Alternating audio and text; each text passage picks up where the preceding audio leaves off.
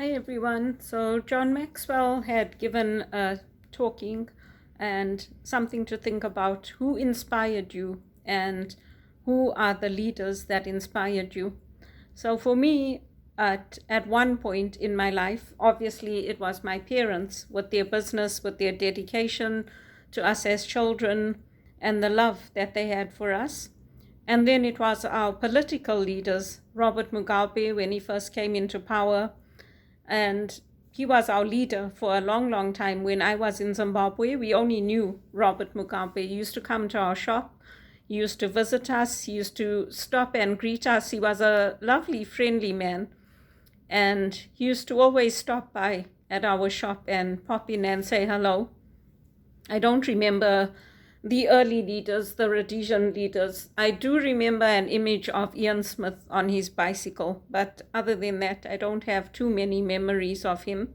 I remember him riding his bicycle, but that was it. And then, of course, my extended family, because they went to university. My uncles went to university in America, and my uncle and aunt worked on a camp in America. So I wanted to do that too. And I wanted to work on a camp and experience it and have that opportunity. And when I was in South Africa, I'd applied for the Kontiki holiday, but I wasn't selected. So unfortunately, I couldn't go. Then when I went to England, I got to apply and they took me. I got my visa and I went. Unfortunately for me, my uncle came down on me and said, "What are you doing? Why can't you get a permanent job? You're wasting your life. Why are you going to work on a camp?" And I said to him, "But you did it, so why can't I do it? I may not get another opportunity to work on a camp." And that's always been his message to me. "I don't know what's wrong with you. You can't hold a job. I don't know why you're doing these things."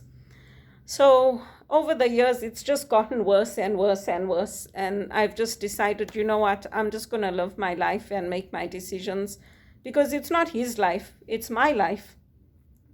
And then, of course, my mom, because she ran our business in Zimbabwe and she was a single woman and raised us 3 kids.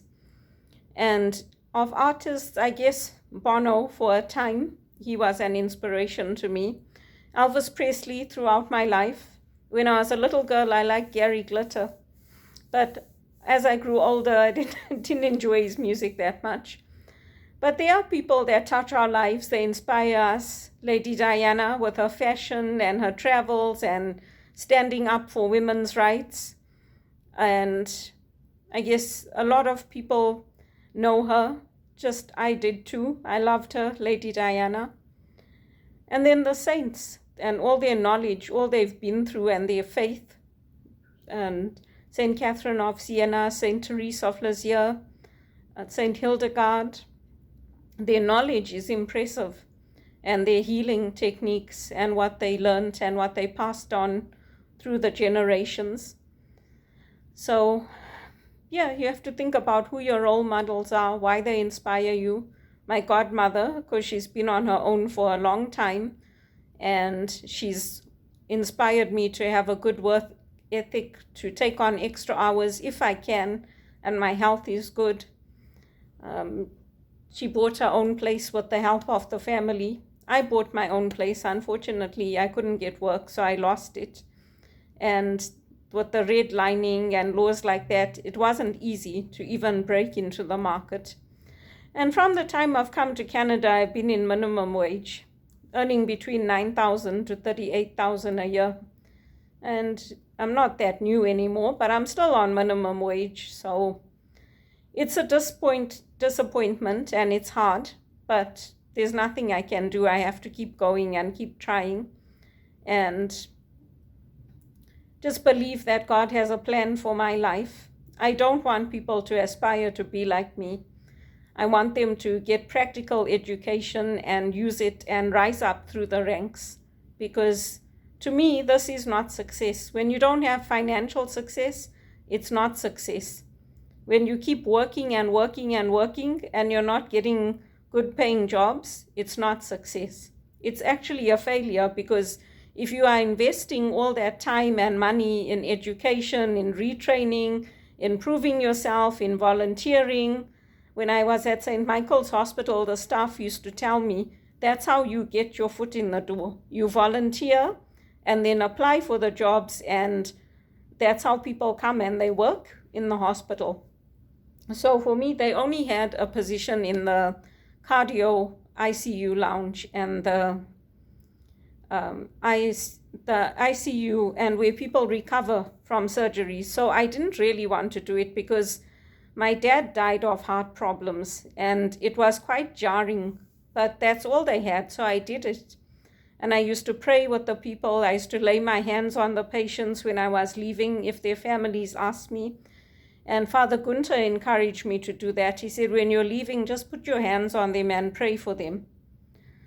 So I tried. It's not like I didn't try. I tried.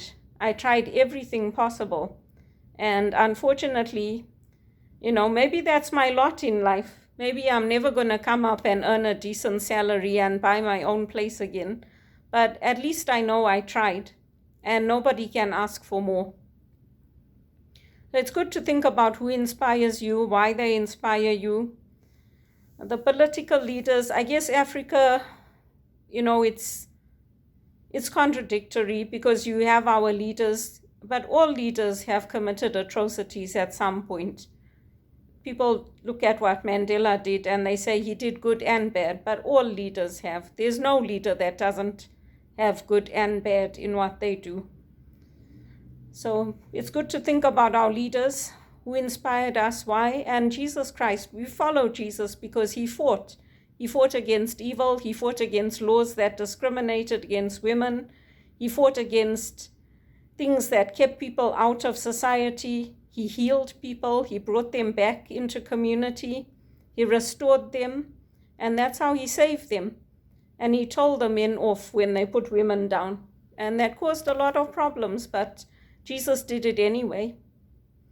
So it's good to think about our faith, who our leaders are, and why we look up to them.